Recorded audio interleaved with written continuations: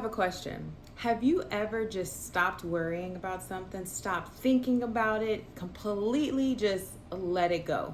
Let it absolutely go. And then that thing shows up? Well, that's what we're talking about in this video. The power of detachment and just the beauty of learning how and when to detach. Let's go. Welcome to Empress Expressions. My name is Amber and I am the Empress here, and I welcome you whether you are new or you're returning. Welcome. Today we're talking about the power of detachment. So at the start of this channel, I talked a lot about detachment, and I just my spirit was like, we got to go back. We got to go back and we got to talk about this some more. But today I specifically want to touch on 3 different points. And the first one's going to be emotional resilience. And what I have written here is detachment helps in building emotional resilience, allowing you to respond to situations objectively rather than reacting impulsively. When you detach, okay, a huge part of detaching that I've learned is the emotional part of it, right? Because as humans, we have emotions, right? That is one of many superpowers that we carry. And the ability to feel, right? That is energy. That is power. That is what brings things into fruition. That is what helps us project our internal worlds outside of us, right? So emotions are important. And I'm not saying that we should not be in touch with our emotions, because you have to be in touch with your emotions. You have to be able to feel into your emotions and be able to transmute what needs to be transmuted. You need to have emotional intelligence, right? But this emotional resilience, when you detach in a way from the emotional part of it, right? It doesn't mean that you don't feel a way, but you detach yourself and you acknowledge. Let's see, the best way I can explain it is right now is you acknowledge you are whole. You acknowledge you are God, goddess on the planet. You acknowledge that you are spirit, an expression of source, right? An expression of the divine. And you are able to acknowledge that you have emotions, but you're not attached to the emotions, right? So from that, you build up emotional resilience. You build up this strength within your emotional state, within your emotional intelligence. You acknowledge that they're there. You acknowledge, you feel into them. You honor them, you respect them, you express them, right? But you are detached from them, okay? If you are picking up what I am putting down, let me know down in the comments, okay? If you need support in this, hey, hit me up, I got you. But you create emotional resilience when you tap into the power of detachment. And detachment is different from avoidance, okay? Detachment is different from avoidance. So don't let those two get confused. Don't let those two get, too confusing for you, because they're two totally different things. The second thing I have here is inner peace. So practicing detachment can lead to greater inner peace and contentment by reducing dependency on external circumstances for happiness. Inner peace, hands down, y'all, that's where it's at. When you can detach, there is a peace that comes over you and it comes out of you and it's within you, okay? Like that inner peace of knowing all is well, everything is okay. I do not care what it looks like outside of me. I don't care what they talking about, what they not talking about, what they're doing and what they're not doing. Peace just comes over you. You are in peace when you are able to detach, because back to what I said at the beginning, you acknowledge that you are source and everything that you want is already here. There's no reason to fret. There's no reason to attach yourself to anything, because everything is already here. Everything is already within you, right? So that peace that comes with that, when you tap into that peace, you literally start seeing things manifest, come into fruition. You're able to touch the things, taste the things, smell the things. Like, things start literally physically showing up and forming themselves within your physical 3D reality. That inner peace is where it's at. Let's go to number 3. This is the last one. Healthy boundaries. So detachment promotes the establishment of healthy boundaries, enabling you to maintain your well-being while supporting others without becoming overly involved. So what can happen sometimes is, okay, say you have a relationship, and it could be any type of a relationship.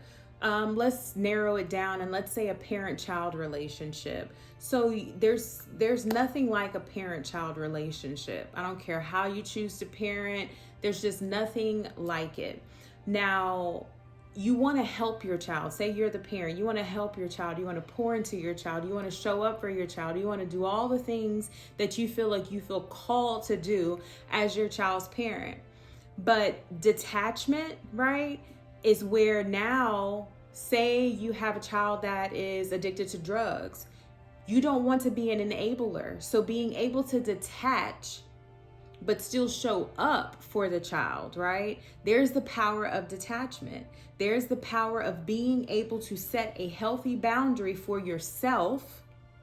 Because when you understand, and this, you call it selfish, call it self-centered, whatever you need to call it. But when you understand that everything outside of you is a projection of what's going on within you, then you understand that self comes first. Self has to come first. Self is a recognition that God, Goddess, that you are created, that you are here as an expression of the Creator, of source, of the divine, whatever you want to call it, whatever you want to, spirit.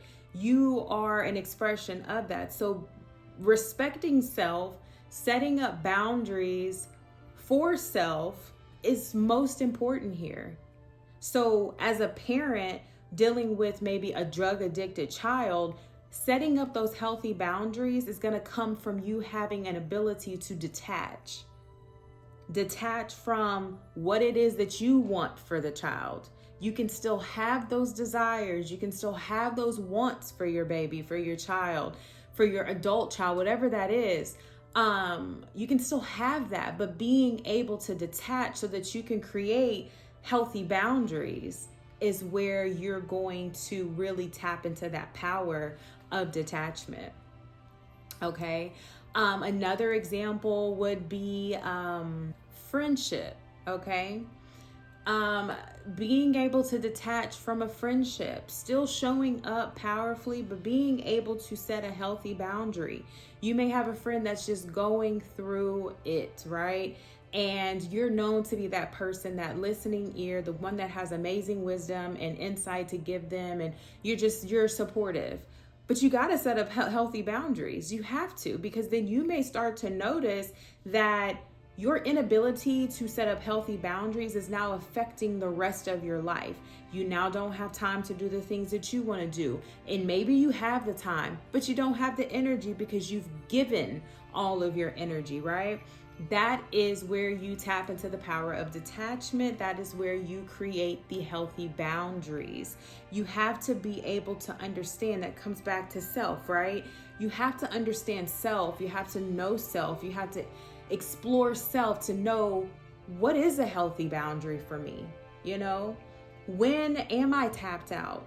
You know, is there a certain time of day that I cannot show up for people like that? You know, if I'm dealing with this, that, and the third, and I have this that I'm working on for myself, I got this in my business, I have this romantic relationship that I'm trying to cultivate. I mean, you can only put your energy in so many different places before you are just going to run thin, and you're not going to be able to show up as full as you may really want to. It's about prioritizing, right? If I have 10 things on my priority list, I've got to set boundaries at some point, because I can't give 100% of my attention and my energy to 5 things at a time. I damn sure can't do it to 10 things at a time. So what am I going to do? I'm going to look at that list and I'm going to see what is a priority. And if you're in a marriage, you have children, you have a business, those may be your priorities. If you're in a committed relationship, you're building a business, you're starting a new brand, you are, doing some things within yourself, you're working on self-development, those may be priorities, right? And so showing up for friends may not be at the top of the list of priorities. So being able to set those healthy boundaries is going to help you understand that you've tapped into the power of detachment, right? So that's what I have for you. I hope that this made sense. I hope this resonated with you. I hope this helps you in understanding the power of detachment and how these 3 things that I mentioned will help you see things unfold and reveal themselves when you're not suffocating them, when you're not attached to them. Your desires, you'll see your desires come forth, when you're not attached to it. You want it, you know what it feels like to have it, but you're not attached to it. You're letting the universe do its thing, right? You're letting the universe do things that you can't do, right? So tap in to your detachment. If you need support on detachment, I am a living soul coach. I am a profiler of the Living Soul numerology guidance system, but I am a soul wisdom coach, and I specifically tailor my coaching to individual women, but specifically women that have maybe navigated life in their masculine, never really taken time to feel deeply into their emotions or their bodies, always just feeling like they need to present themselves a certain way, show up a certain way, not really giving themselves much room for flow and fluidity.